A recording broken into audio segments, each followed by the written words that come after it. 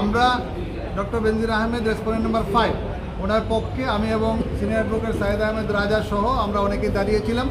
সেখানে আমাদের বক্তব্য ছিল যে যেহেতু অলরেডি গত 18/4/2024 তারিখে দুদক একটা কমিটি গঠন করেছে, ইনকোয়ারি কমিটি, পত্রপত্রিকা সহ সব জায়গায় এটা ওয়েল সার্কুলেটেড হয়েছে।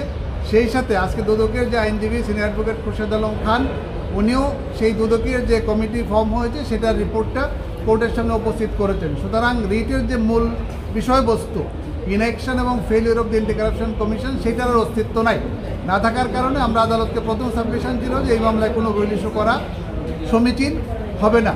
আরেকটা সাবমিশন ছিল যে ওনারা আসছেন আর্টিকেল 21-কে রিসোর্ট করে, কিন্তু আর্টিকেল 21-এ যে প্রভিশন রাখা হয়েছে কোনো নাগরিক সরকারি সম্পত্তি রক্ষার জন্য আদালতের কাছে আসতে পারবে বা যে কোনো কর্তৃপক্ষের কাছে যেতে পারবে, সেটা কিন্তু ফান্ডামেন্টাল প্রিন্সিপাল অফ স্টেট।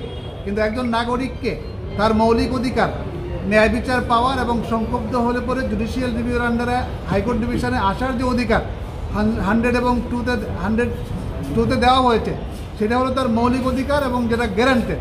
দেখা যাচ্ছে যে এই ধরনের নির্দেশনা এবং রুল যদি ইস্যু করা হয় তাহলে অনেক ক্ষেত্রেই যে সংক্ষুব্ধ নাগরিক তার জুডিশিয়াল রিভিউ বা রিপিটিশনে এসে সেই স্বায়ত্তশাসিত সংস্থা বা সরকারের বিরুদ্ধে প্রতিকার চাওয়ার সুযোগটা কমে যায়। সুতরাং এটাকে আমরা বলেছি যে এই দৃষ্টিতে ওই মামলায় রুল ইস্যু করা সমীচীন হবে না। আরেকটা যুক্তি ছিল আমাদের যে এই যে পাবলিক ইন্টারেস্ট নামে বিভিন্ন আইনজীবী যে রিটগুলি দায়ের করেন, সেই রিটগুলি অধিকাংশ ক্ষেত্রেই দেখা যাচ্ছে যে যতটা না পাবলিক ইন্টারেস্ট থাকে তার চেয়ে সেই আইনজীবী অথবা কোনো একটা গ্রুপ কর্তৃক নির্দেশিত হয়ে, যেটাকে আমরা আইনের ভাষায় ভেস্টেড কোয়ার্টার বলে থাকি, তাদের কারণে এই রিটগুলি ফাইল করা হয়ে থাকে। সুতরাং সেই ক্ষেত্রে দেখা যায় যে ন্যায় বিচারের চেয়ে একজন ব্যক্তিকে তার ন্যায় বিচার থেকে বঞ্চিত হওয়ার জন্য এই রিট পিটিশনগুলি দায়ের করা হয়। এই 3টা গ্রাউন্ডে আমরা সাবমিশন দিয়েছিলাম। আদালত সন্তুষ্ট হয়ে আদালত এই মামলায় কোনো রুল ইস্যু করেন নাই এবং কোনো নির্দেশনা বা ডাইরেকশন দেন নাই। তবে এইটা উনি সোমোটো একটা আদেশ দিয়েছেন যে যেহেতু দুদক থেকে ইনকোয়ারি শুরু করেছে, আফটার 2 মান্থস দুদক যেন একটা প্রগ্রেস রিপোর্ট দেয়। আচ্ছা, উনি আরেকটা সিস্টেম বলেছেন যে সরকারি কোনো কর্মকর্তা বা কর্মচারী যদি রিটায়ারমেন্টে যায়, সেখানে ইন্ডিয়াতে একটা আইন আছে, সেটা হচ্ছে অ্যাসেট ডিক্লারেশন ল। যে অ্যাসেট ডিক্লারেশনের আন্ডারে সেই কর্মকর্তা একটা রিপোর্ট দিবে যখন সে চাকরিতে জয়েন করে এবং যখন সে রিটায়ারমেন্টে যায় তখন তার সম্পদের হিসাব বিবরণী দিবে।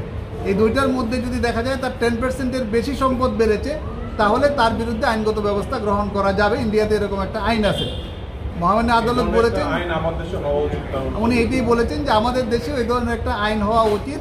আমরা যারা সিনিয়র আইনজীবী আছি এবং সমাজের যারা বিভিন্ন বিশিষ্ট ব্যক্তিবর্গ রয়েছে, আমাদের মেম্বার অফ পার্লামেন্ট রয়েছেন, তাদেরকে উনি রিকোয়েস্ট করেছেন যে এই ধরনের আইন আপনারা করেন। কারণ আদালতও কিন্তু সরকার যেরকম দুর্নীতির বিরুদ্ধে জিরো টলারেন্সে আছে, আদালতও কিন্তু সেই দৃষ্টিভঙ্গি নিয়েই কাজ করেন এবং আদালত তো তার চেয়েও বেশি, কারণ মানুষ ন্যায় বিচারের জন্য এখানে আসে। যদি কারাপশন হয় ডেফিনেটলি আদালত সেখানে বসে থাকবেন না।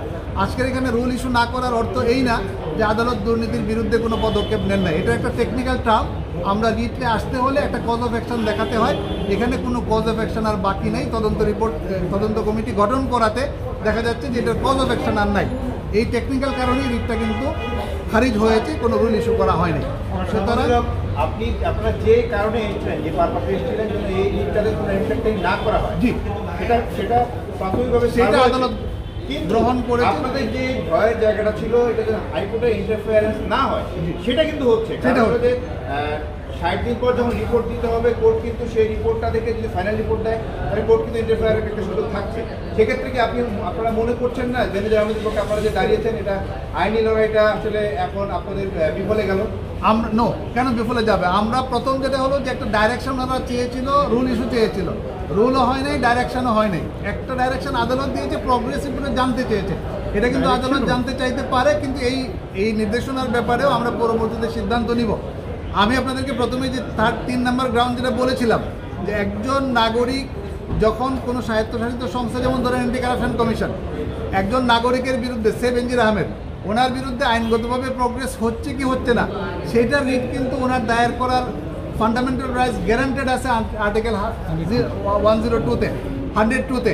তো সেইটা আদালত যদি এটা পেন্ডিং রাখেন, সেখানে কিন্তু আমাদেরও আসার সুযোগ আছে। অ্যান্টি কারাপশন কমিশন যদি এই ইনকোয়ারির নামে বেনজির আহমেদের বিরুদ্ধে কোনো বেআইনি পদক্ষেপ নেয় অথবা যে আইন ইন অ্যাকর্ডেন্সের বাইরে যায়, তাহলে কিন্তু ওনার সর্বক্ষণ রাইট রয়েছে, উনি হাইকোর্ট ডিভিশনে জুডিশিয়াল রিভিউতে আসতে পারবেন, অ্যাজ ওয়েল এজ উনি এই আদেশের বিরুদ্ধে কিন্তু আপিল বিভাগে যেতে পারবেন। আমরা এই ব্যাপারে পরবর্তীতে সিদ্ধান্ত মঞ্জু ভাই, আপনাদের কাছে আজকে আমরা যে কারণে আসছিলাম যে রুল ইস্যু না হোক, কোনো নির্দেশনা জারি না হোক, সেটা আমরা সাকসেসফুল হয়েছি, আদালত আমাদের সাবমিশন অ্যাকসেপ্ট করেছে। আপনারা তো ওকালতনামা দেন নাই, তাহলে আপনাদের লিগ্যাল স্ট্যাটাস? আমরা ওকালতনামা দিয়েছি।